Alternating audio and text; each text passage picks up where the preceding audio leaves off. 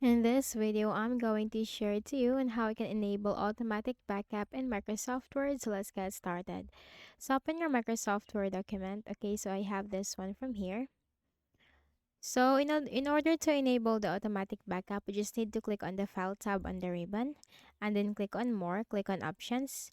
Now here in the Word Options window, you just need to simply click on the Advanced and then simply scroll down and you will find the option save. Okay, you have here this option always create backup copy. To enable that, simply check that and click on OK. Okay, now let me close this.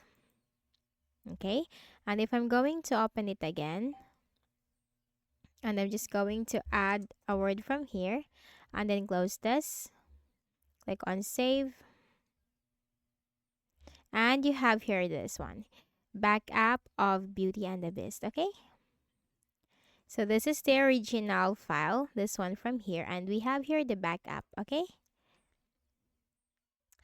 so that's it. I hope this video helped you. Kindly please do not forget to hit the like button and subscribe to this YouTube channel for more tutorials like this. Thank you for watching.